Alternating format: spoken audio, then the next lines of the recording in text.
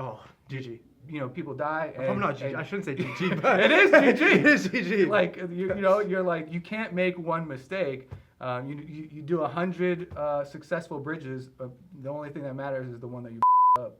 So what?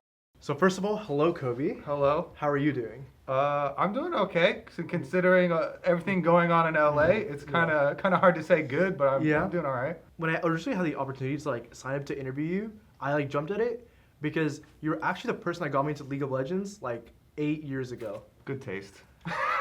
And it was CLG versus RNG. That I never doubted them. And I never doubted him! I never doubted them! Okay. And I've been a fan since. And like, I mean, you've also been a part of the LCS for, I don't remember exactly when you joined, but you've been around Day one. Day one. So that's probably over a decade at this point, right? So what has like kept you involved? Because I feel like we've kind of seen some people kind of grandfather their way out, whether it's voluntary, involuntary, or whether they just move on to different things. So what has kept you in League for so long? Honestly, I love the game so much. I'm so addicted to it. Like a lot of people that spam rank games and stuff, I'm eternally addicted to it. But really, what made me fall in love with this and kept me doing it over the years was once I actually started casting in person. Because when I started was before LCS even existed and everything was online. And that was fun. But once you cast in person and you get to feel the energy of the crowd, and I still remember the first stadium that we casted in, and it was almost overwhelming feeling the energy of that many other video game players. Cause I grew up getting like shunned, and I was one of the use video games as escapism type of thing. And so when I had this realization moment where I was like, there's so many people that are so passionate about this game, and then gaming got so big and kept on going. So I was like, yes, I actually love this because you get to turn people that are having like a bad day and having a good day through entertainment and trying to laugh. Yeah, and I mean, as you mentioned, you've been there since day one, and the game is very different from day one. So what has like motivated you to stay so updated, and like what does League mean to you? Gotta be honest, it's just pure addiction. I got addicted early. My brain took hold, and my dopamine is just like wired for ranked games. That's purely the answer. I mean, I love seeing the rank go up, and I take breaks at times. I know you actually play a lot too. That's why I kind of wanted to do this interview. I saw your one with Acadian. And you had a lot of well-researched and deep questions and very relatable. But I've always liked improving at whatever I'm doing. I studied engineering in school, and it was a lot about like perfection. Because one of the earliest things they tell you is like if you're designing a bridge, you make one mistake. Oh, GG. People die. Probably not GG. I shouldn't say GG, but it is GG. It is GG. Like you're like you can't make one mistake. You do 100 successul bridges, but the only thing that matters is the one that you up. So whoops. Oh, I'll censor it. Don't worry, I got it. You did at the beginning. Yeah, I did. Yeah. Anyway, so I've always focused on and I've always been into video games. So I always like improving my character. Or improving at whatever it is I'm doing, trying to climb whatever rank ladder. I think a lot of people have different opinions on like how much playing matters to like your credibility as either an analyst or a shoutcaster. How do you personally feel about the advantages, or how much does it matter for someone to play League actively to be a caster or content sided? I always have felt like, well, because League changes so much, like you're talking about, it's really beneficial just to continue to stay in the game, and also that helps you stay in like the feelings that are just arising in the community and the general like opinions, of people who play the game. Just not even so you have to have the same opinion, but so you understand where they're coming from, and you can be very relatable, and you can just say things that are much more topical. And things that are more accurate, as far as like everyone doesn't have to be a spam grinder. Does it have to be terminally addicted like me? But I do think it does. Like it is beneficial. I mean, there's definitely a lot of people that are like, oh, just like study VODs and look at pro games only because they're very different from solo queue games and stuff. But I think a mix is generally the best way to go. Yeah, I kind of agree because I think as much as I enjoy like playing the game and also watching VODs, I think there's like a level of understanding you can only attain by like physically, well, it's a video game, so it's not physical, but experiencing, some of the things in the game. You can't really replicate that through VODs. Plus, it allows you to have very honest reactions to when stuff happens in game, and you'll have an honest reaction of like a player of like, this particular thing happened in this way, and then everyone gets that because you've been in that situation, and you're like, everyone's complaining about the same thing or some aspect of the game that just got changed. It just leads to really natural comments, I think. And that's the thing with casting is everything has to be in the moment and everything has to be instantaneous. And so it helps to be able to have a lot of stuff to draw from, kind of like improv, I guess. Yeah. And repeatedly, I've noticed you've been referring to solo queue as an addiction. And League is an addiction. Yeah. Have you ever considered? I've come to terms with it. I mean, I appreciate it. I'm glad you feel vulnerable enough to share this with us. Have you ever considered rehab and quitting the game, though? I mean, I've taken breaks before. Has there ever been like a time where you're like, I'm done or I might be done with League? Or no?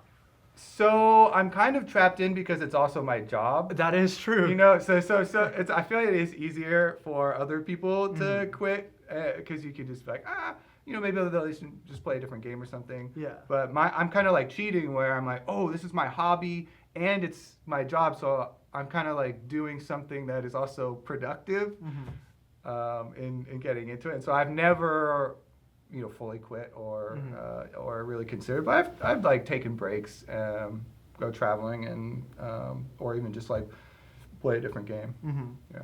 I think we've both. I mean, you firsthand, and I've also as a viewer saw the peaks of what people consider like NALCS, and then obviously I was there for some of like the low points through like after COVID and the struggles to get back up to that point. So what do you think about like the current state of LTA at this point, and then like the direction? Like, how do you feel about it?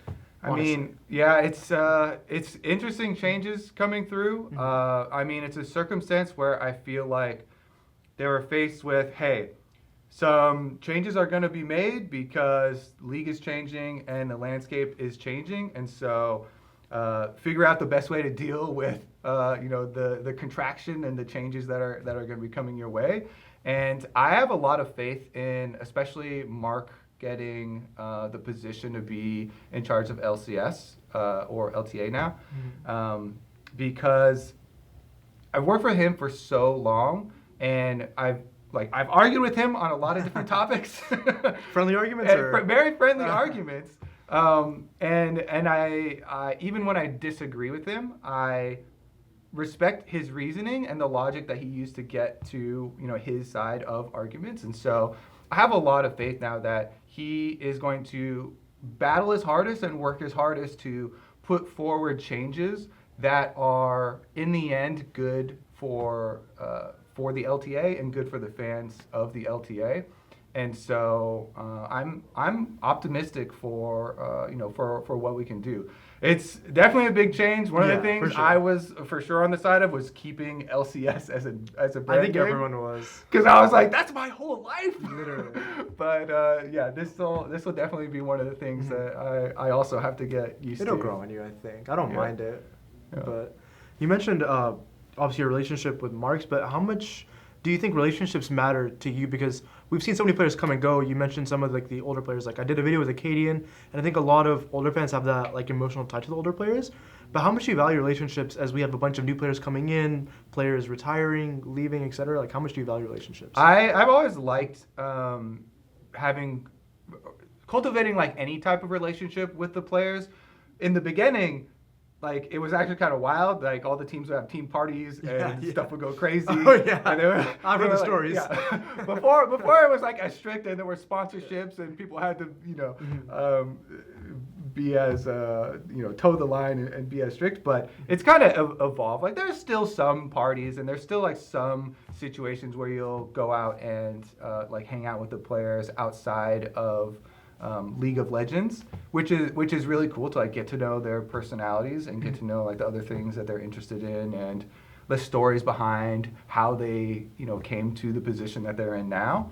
And I always find that really interesting, and I feel like it really helps a lot in connecting the fans with those players, being able to like have that relationship and then be able to kind of convey some of that stuff to fans. But also, that's one of the reason why I like grinding ranked, is so I can get into some of the games and then I can play them. Yeah. And I've had games where I was like, oh, I beat Fudge was on the other team, or Acadian was on the other team, Yeah. and I'm like, I'm like a giddy fan, like I'm You get screenshot? screenshotting Yeah, this, yeah. and I'm like, oh, Yeah. or like I remember there was one last year where I stole a Baron from XU. I Actually? excited. Yeah, I actually super cheesed him early in the game too. I like level 3 invaded. I was like Volibear, he was Brand. And anyways, stuff like that is is really fun. So I feel like any of those extra connections that you can do. Yeah, so like when it comes to, like you said, telling the stories, are there like any players you have a really cool or maybe interesting, funny story with that you I want mean, to share? the coolest and funniest stories I cannot share for sure. Obviously, yeah.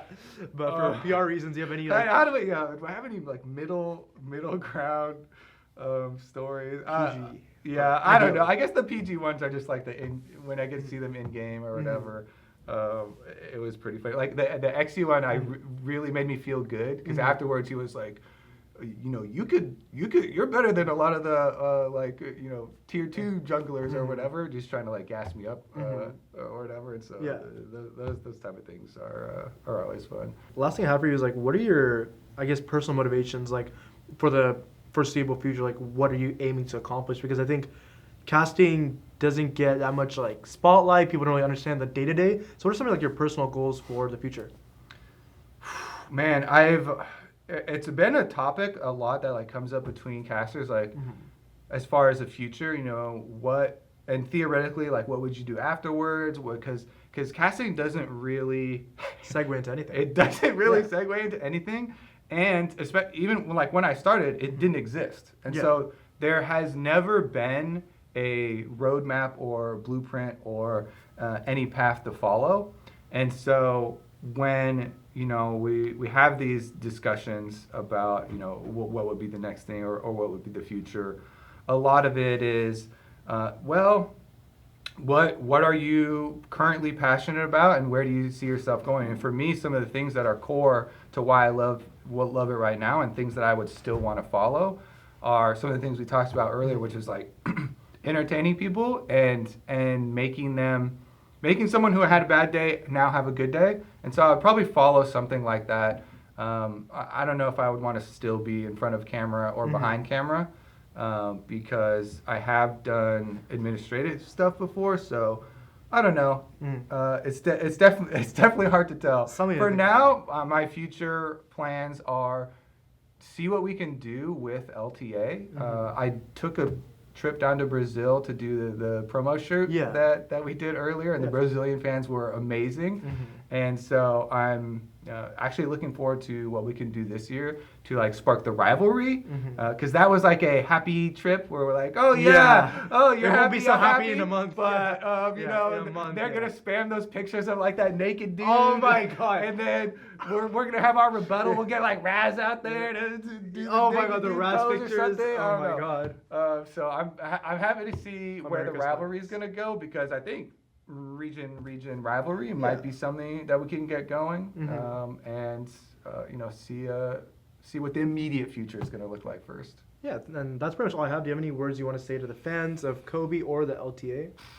If you're a fan, thank you for being a fan for such a long time, and look forward to the future here because LTA is gonna be sick. Yeah, thank you so much, Kobe.